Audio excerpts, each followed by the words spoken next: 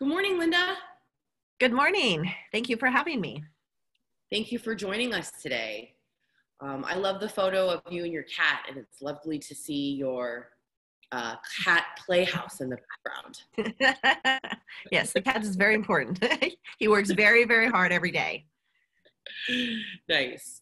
Well, I know that our attendees are eager to hear about your thoughts on the future of consumerism. So I'd like to go ahead and get started. My name is Great. Elaine. I'm the Community Engagement Manager here at 52 Limited, which is a creative and tech staffing agency. Today's guest on 10 Minutes with 52 Limited is Linda Jo Zerba, who is the founding partner of Big Squirrel. And she is going to be talking about trends in the consumer space post-pandemic. Linda? Okay, great. Thank you. So I'm going to go ahead and start my screen share. Okay. Great. And can you see that okay? We can. Okay, terrific. So let's go ahead and dive on in. So I wanted to talk about, there's four primary trends. Obviously, there's a lot of things happening. This is an unprecedented time in which, unlike anything we have ever seen before. And I think it's also very difficult to talk about what's happening now and what will be happening as we start to come out of this pandemic. But we definitely are seeing already some very significant shifts in consumer behavior and attitudes that we think are going to be sustainable as we come out of what's happening right now. So we just wanted to start to talk about them. Obviously, there's more than just four, but these were things that we felt were the most relevant and kind of just the most present in terms of things that we see every day that are affecting behaviors. So the first one we're calling simple joys. And I think we can all agree that this has been a time that partly it's a forced Zen sort of approach to life that we have to take because now we have time that we've never been afforded before. People are starting to sort of look more inward now as sort of this kind of personal inward retreat. Home has become such a focus, again, kind of a forced focus, but we're finding that people are taking joy in like those little things, like creating gardens for the first time. Many people are starting to do home projects that they've never tackled before. A lot of people have started to, or have been talking about taking on things that they've always said that they would do if they had time, and now because they have time, so cleaning out closets and just, cooking meals at home together, taking walks as a family. So all of these things are starting to kind of create this renewed focus around what's really important to us. Where do we really find joy? What brings us real happiness? And how do we find satisfaction in this day-to-day crazy world that we're living in? So when everything around us is so uncertain and so unstable, this kind of centering again back into ourselves and in our home has really given us a new sense and of appreciation of what we should appreciate and how we should be living. And what all of this means and what it's starting to ladder up into is that how people define what comfort is really being redefined. And it's a completely different sort of spin on comfort than what we've seen in the past. And as we think about this in terms of the brand lens, we want to think about, and we're talking with the clients that we work with is, what is your brand doing now to help provide those simple joys to people today, given that comfort and what that really means to people is starting to shift. Excuse me. I've got allergies, so apologies ahead of time that I will be coughing a little.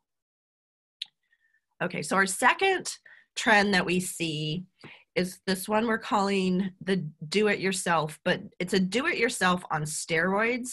And again, in this unprecedented time, we're seeing things and people take action that, people have been reluctant to do before up until now. And I think that, with new tools that are popping up all over the place, people are able to take on, and this is giving people a sense of control in their lives again. And it's sort of like taking action, but in a very interesting and empowered way where people now, each individual is now able to become kind of their own quote unquote expert. So, you see all of these things popping up on Pinterest about, making your own biscuits for the first time, or, you're taking on like these sort of crazy projects like I'm going to start making my own dog food. And part of it is out of uncertainty of, am I going to be able to buy these things anymore, or what's going into them? Is it safe? Is it even available? But then there's also this sort of sense of this kind of renewed invigoration of, just do it yourself, and it's fun to do it. And there's real passion to be had there and to be enjoyed there. So what we're seeing in this sort of crazy DIY movement that's now amplified tenfold is that this idea of self-reliance and what that means to people is also being redefined now in terms of how people think of that and think of what and how they can act and take action. So through the brand lens, that means, the real question here that we're starting to ask our clients is, how will a brand empower people now in this sort of new kind of movement with this new mentality and this new sense about self-reliance? How will brands then help people to really act moving forward? And what are those actions that people want to take that a brand can then help to facilitate? Okay, our next one is called just guilty pleasure has now become pleasure, right? There's no more guiltiness around it. And we see that there's this, just a different sort of indulgence that's happening now that used to have a lot of guilt around it. Like, you shouldn't just sit down on the couch with a block of cheese and a knife and watch Netflix for 2 hours, right? You shouldn't just eat the bag of Doritos or eat the whole bag. Or, it was, all of these things that we sort of used to do that we didn't really take pride in, or we didn't tell people we did, those are now just commonplace every day, and everybody's doing it. And part of it is just about just kind of clearing your mind and checking out of reality. But there's also this sense that there isn't a planning for the future anymore. And that pleasure, this guilty pleasure is now pleasure because everything is about right now. And people are just focused on right now. Nobody can think about tomorrow. Nobody even wants to think about next week because who knows what state we're going to be in.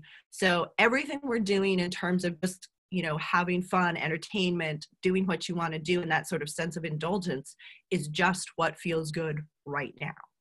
So what's really happening here in this shift is that we're seeing that sense of what indulgence is. Like, coming out of every kind of crisis, we always see people looking for those little indulgences and those little treats and ways they can kind of treat themselves.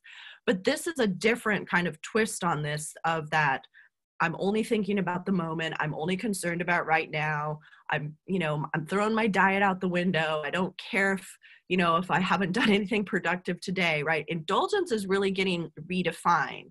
So what we're looking at through that brand's lens is, what is the right balance for brands between just pure indulgence and helping to find some meaning and infuse meaning again in entertainment? So where do those two worlds come together? And the last trend that I wanted to talk about is, what's interesting is the tension sort of between that just pure indulgence with this rise of a collective conscience that we see too.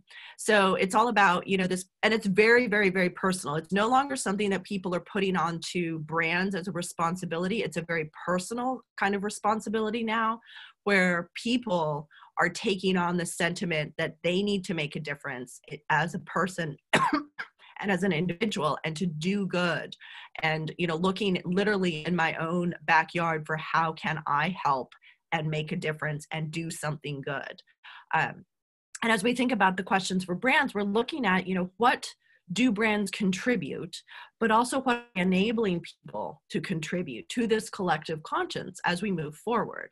So we see the rise of brands, like Allbirds, which is, was on the radar already, but where they're starting to do things like, you buy a pair of shoes, but then they're donating, you can donate half of a pair of shoes, and then they donate the other half to someone who's working in healthcare or on, excuse me,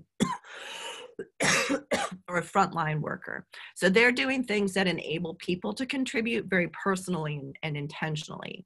So this is also a very different sort of twist on what responsibility looks like, not just social responsibility of a brand, but personal responsibility, and what is your individual role going to be moving forward as we come out of this pandemic. So those are the 4 trends that we had. We have a few minutes still if there's any questions. Linda, I think that your 4 points are so very valid. I find those tendencies in my own personal life. You know, I see myself doing each one of those things and gravitating towards those trends because you're right. It's hard to think about tomorrow or next week.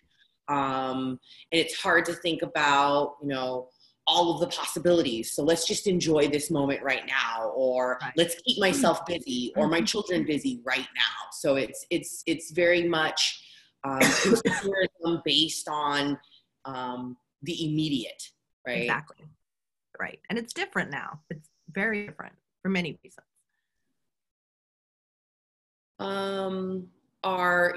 You have done a great job covering all of your points. It doesn't appear anybody has any questions now, but as they kind of start to think about these concepts and these thoughts that you provided, is there a way for them to reach out to you potentially? Oh, of course. Of course. People can email me directly. I'm just linda@bigsquirrel.com. And if you have any questions, please reach out anytime. I'm happy to continue, you know, to chat. Oh, my more sign is popping up, but I don't know how to answer that. Hang on. Let me get out a screen share and see if I can. Sure. Nicole Simpson says, thank you. This was outstanding. And and she says, and thanks for making it okay to eat a block of cheese on the couch. Nice. Yes, of course. Well, thank you so much, Linda. It was great to have you today, and your insights were outstanding. And thank you, everyone, for attending 10 Minutes with 52. We hope to see you again. Enjoy that cheese. Yes. Thank you, everyone. I appreciate you having me. Thanks. Take care. Bye.